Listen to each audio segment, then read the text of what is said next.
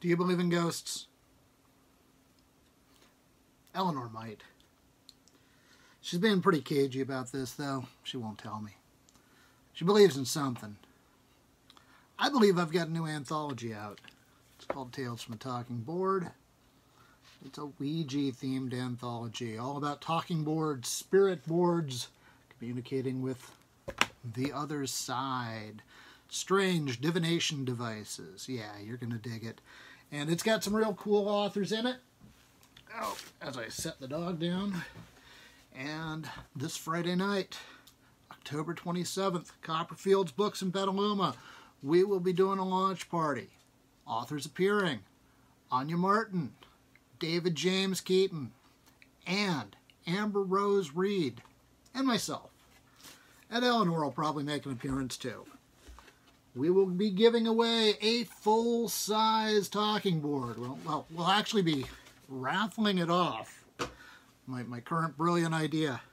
We're going to raffle it off for fire relief efforts, and we're figuring out the details on it now. But if you want to win a full-size talking board, come to the party. I'm going to read you the intro from this right now and kind of get you up to date on a brief history of talking boards. Not long before the Civil War, a movement swept across the United States, one that held the belief that not only did the soul continue to exist after the death of the body, but that these souls, these spirits, could be communicated with and could impart wisdom, warnings, and pathways to better connect the living with a supernatural, infinite intelligence. Ooh. This movement, known as Spiritualism, flourished, boasting nearly 8 million followers worldwide by the turn of the 20th century, despite holding no central doctrine, no canonical texts, and no formal organization. Initially appearing in upstate New York, the birthplace of religious movements such as Millerism, Adventism, and Mormonism, Spiritualism boasted its celebrities: the Fox sisters Cora L.V. Scott, Asha W. Sprague, and Pachelle Beverly Randolph, to name a few. But a big part of its appeal was its promise to put the power of the spirit communication into the hands of its adherents. Advancing technology and American entrepreneurial spirit intervened, and complex divinatory systems like spirit cabinets, table turnings, and alphabetical knockings soon gave way to simpler, more foolproof methods. First came the planchette. Wait, I got a planchette for you. Oh, as I knock over my chair. This is live. This is all live. First came the planchette. Ooh. Raise you up a little more here. There we go. First came the planchette in 1853, a little plank of heart-shaped wood with a pencil incorporated, a means of channeling spirits through automatic writing. Time passed, and spiritualists and entrepreneurs continued to refine the technology of spiritualism. In 1886, the Associated Press reported on a new phenomenon sweeping through spiritualist circles: the talking board, a tray with the letters of the alphabet imprinted upon it, on which a planchette sans pencil would be used to point to individual letters at the urging of the spirits.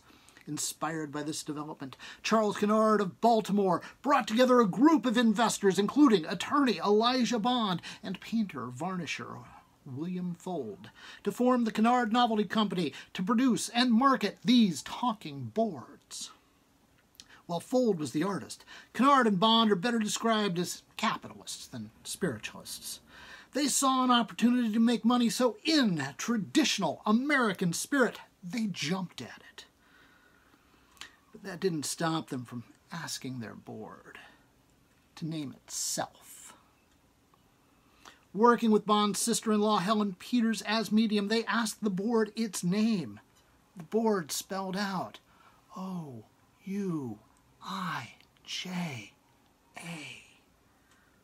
The investors puzzled over this strange word. What could it mean? They put the question to Peters. The board answered, "Good luck." Or so the legend goes. Whether the Ouija board named itself or if the name comes from the French and German words for yes, oui, and ja, or if Peter subconsciously or consciously named the board in honor of the popular women's rights activist Ouija remains enshrouded in mystery. But in 1891, Bond was awarded U.S. patent number 446054, and the Kennard Novelty Company Ouija board officially went into production. In 1892, William Fuld patented his own improved version of the talking board, patent number 479266. Fuld's mystifying oracle incorporated magnetized wires as a way of providing an early force feedback effect, and promised to form words which constitute questions that the players must answer before the board will reply to the previous question.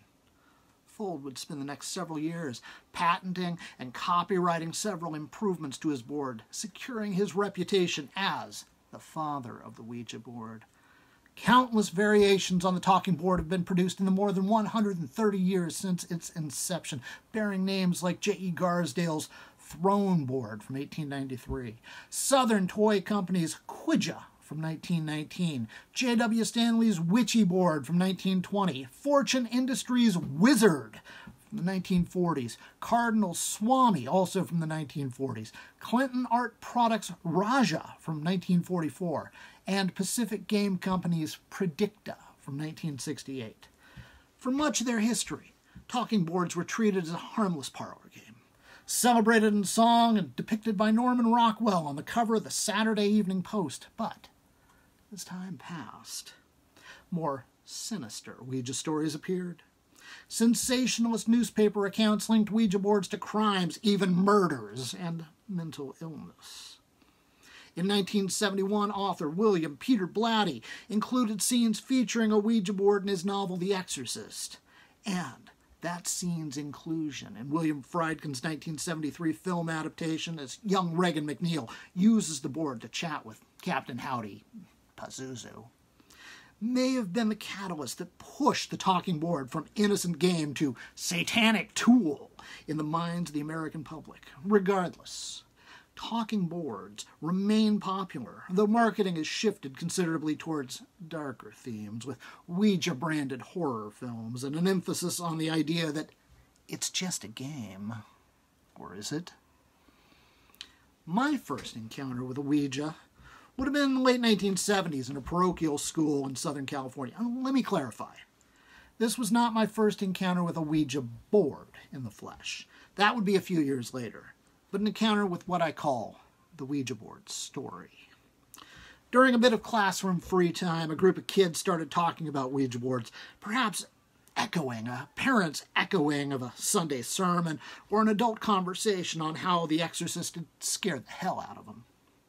The conversation became heated, prompting the teacher to intervene. Now, this teacher could have dispelled the rumors of spirits and demons being bandied about the classroom. She could have calmed our fears, quelled our concerns, but instead, she decided to grab the planchette and run with it, spinning a horrifying tale of the time a Ouija board showed up in the school's kindergarten toy box, and how this board was somehow manipulated by the motley collection of 5-year-olds into summoning a phantasmagoric fantasia of nightmare apparitions spinning about the room like a magic lantern carousel.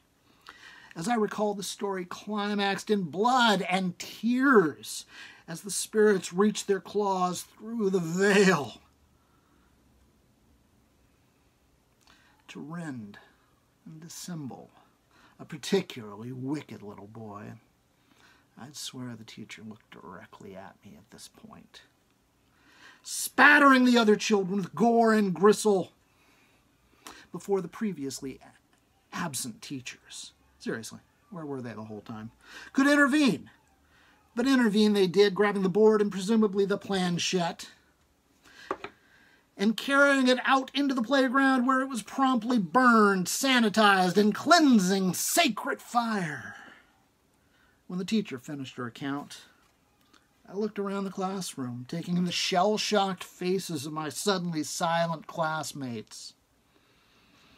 A thought long about the story, adding the pieces together, and looked at my teacher, her arms crossed in front of her chest.